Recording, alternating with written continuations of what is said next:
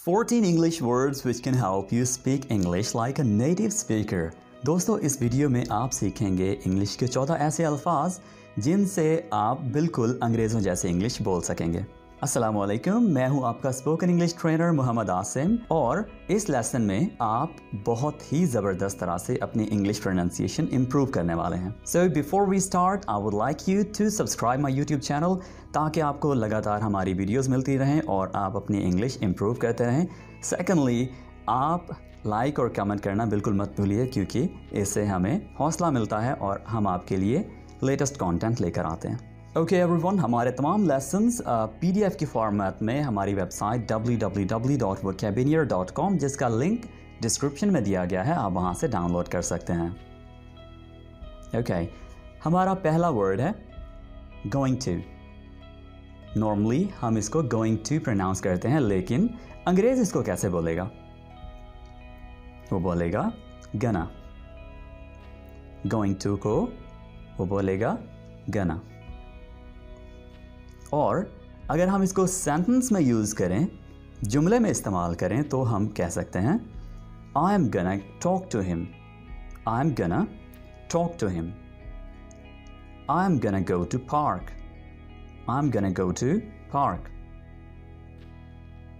सो आपने इस वर्ड को प्रैक्टिस करना है ताकि आपकी प्रोनाउंसिएशन इम्प्रूव हो जाए। आप अभी इस लेसन के साथ साथ अपनी प्रोनाउंसिएशन इम्प्रूव करते जाइए। देखिए, ये वर्ड्स सिर्फ और सिर्फ यहाँ तक महदूद नहीं है, बल्कि आप यही फार्मूला अप्लाई करके आप अपनी प्रोनाउंसिएशन को ओवरऑल इम्प्रूव कर सकते हैं। कैसे कर सकते हैं वो मैं आपको गाए बगाए हमारे तमाम वर्ड्स के साथ साथ कुछ टिप्स देता जाऊँगा और आप उन तमाम टिप्स को अप्लाई कीजिए, इम्प्लीमेंट कीजिए आपके इंग्लिश लर्निंग जर्नी में और इंशाल्लाह बहुत ज़बरदस्त इम्प्रूवमेंट आती जाएगी। ओके, सो मेरे पीछे पीछे 3 बार रिपीट कीजिएगा। Gonna gonna gonna. I am gonna talk to him. I am gonna talk to him. I am gonna talk to him.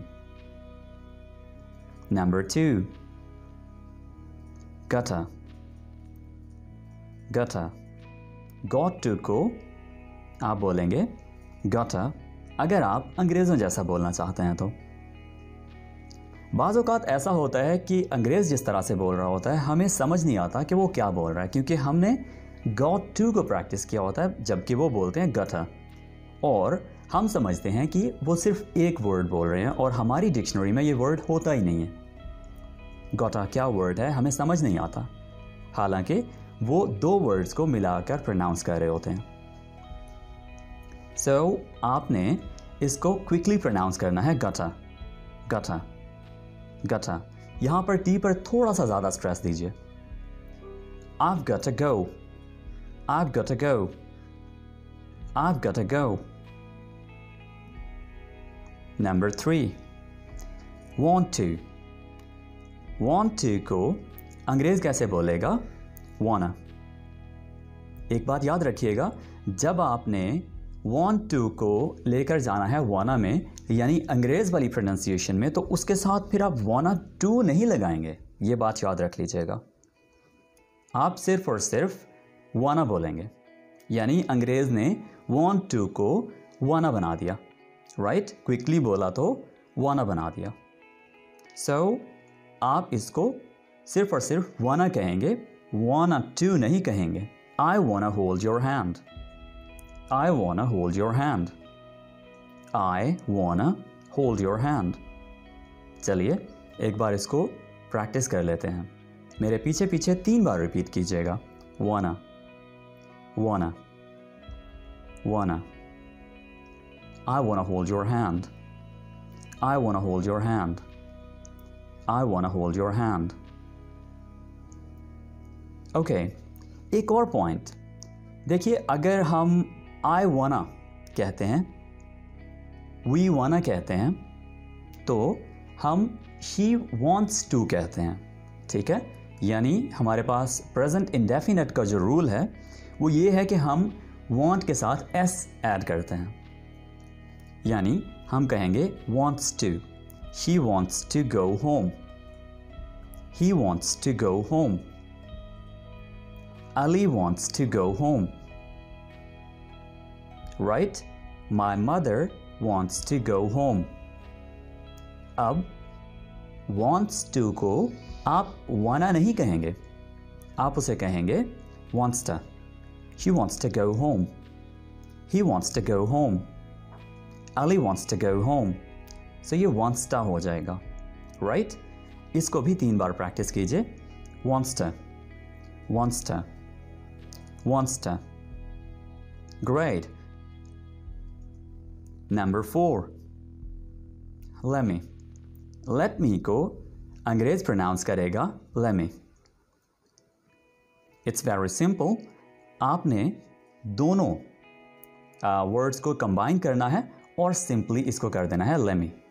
Right? Let me. Let me go. Let me go. Let me talk to him.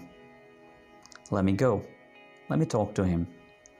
Actually, अगर हम pronunciation को देखें तो ठीक pronunciation इसकी let me बनती है, ठीक है, क्योंकि यहाँ पर टी जो है वो थोड़ा ग्लॉटलाइज किया जा रहा होता है. मैं आपको ज़्यादा टेक्निकल डिटेल्स में नहीं लेकर जाऊँगा. सो आपने इसको सिंपली बोलना है let me go home. Okay, so आपकी प्रोनाउंसिएशन इस तरह से बेहतर हो जाएगी, आपकी फ्लुएंसी भी बेहतर हो जाएगी. Number 5, give me. ये बिल्कुल let me जैसा ही है. सो आपने इसको बोलना है गिव मी. गिव मी को आप गिव मी में कन्वर्ट कर देंगे.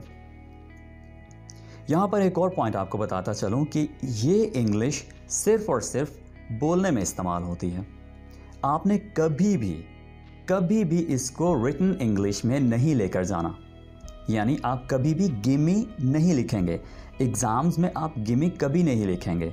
आप अपने लेटर्स में, आप अपनी नॉर्मल यानी जो भी आपकी स्टडीज़ हैं, आपके ऑफिस का वर्क है, यानी फॉर्मल सिचुएशंस हैं, उसमें आप कभी भी गिव मी को नहीं लेकर जाएंगे. इन शॉर्ट मैं आपको बता दूं कि आप इसको सिर्फ और सिर्फ स्पीकिंग में यूज़ करते हैं, या अपने दोस्तों के साथ अगर आप चैटिंग कर रहे हैं आप तब यूज़ करते हैं. ओके, आप इसको कभी भी फॉर्मल राइटिंग्स में यानी आपके ऑफिस वर्क में, आपकी एजुकेशन में कभी भी लेकर नहीं आएंगे. Okay, so give me a break. Give me a break. Give me a break. Number 6, outer.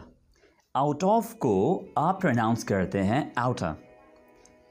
Outer. Outer. Get out of here. Get out of here. Once again, get out of here. Repeat after me. Get out of here. Outer. Outer. Outer. Get out of here. Number 7. What do you? What do you? What do you को आपने short करके यानी quickly कैसे pronounce करना है? What do you? What do you? What do you? और इसको आप सेंटेंस में कैसे यूज़ करेंगे? आप सिंपली बोलेंगे What do you do here? What do you do here? Okay? What do you? What do you? What do you do here? What do you do here? मेरे पीछे पीछे रिपीट कीजिए. What do you? What do you? What do you? Don't know. Don't know को आप अच्छे तरीके से कैसे प्रोनाउंस करेंगे अपनी स्पीकिंग इंग्लिश में? Don't know. Don't know. I don't know about him. I don't know about him. I don't know about him. Come on. Come on. इसको इतना लंबा बोलने की ज़रूरत नहीं है. आप इसको स्पीकिंग इंग्लिश में सिंपली इतना बोलेंगे Come on. Come on, man. Come on. Come on. Come on, man. Come on, man. आप because यूज़ नहीं कीजिए. because की बजाय आप शॉर्ट वर्ड यूज़ कीजिए जो कि है cause. cause. cause. cause I don't know her. cause I don't know her. cause I don't know her. cause I don't know her. because use नहीं करें, स्पीकिंग इंग्लिश में आप सिंपली cuz भी कह सकते हैं, cuz I don't know her, और even chatting में भी. Number 10. Because. Because is a long word. Speaking English और chatting में आप simply कह सकते हैं cuz. Cuz. Cuz I don't know her. Cuz I don't know her. Cuz I don't know her. Cuz I don't know her. Number 11. Some more. Some more को इकट्ठा करके some more बोल दीजिए. Some more. Some more please. Some more. यानी आपको दोनों words पर अलग-अलग से स्ट्रेस देने की ज़रूरत हरगिज़ नहीं है. आप सिंपली इसको बोलिए some more please. Some more please. Some more please. Got you. Got you का मतलब होता है आपको समझ गया या आपको पकड़ लिया. So got you को आप शॉर्ट करके कैसे बोलेंगे? Got you. Got you. या gotcha. Gotcha. Alright? आप इसको बोलेंगे gotcha. Number 13. Don't you. Don't you. अब आप अगर इसको अलग-अलग से प्रोनाउंस करेंगे तो ये बनेगा don't you, जिस तरह से हम नॉर्मली प्रोनाउंस करते हैं. लेकिन अगर आप इसको बोलेंगे अंग्रेज़ों के जैसा तो ये बनेगा don't you. यानी आपने इसको फ्लुएंटली बोलना है तो ये फ्लुएंटली बनेगा don't you. Don't you. Don't you. यानी don't you. Okay? So don't you. Don't chew. Chew जैसे chewing-gum. Chew. Don't you.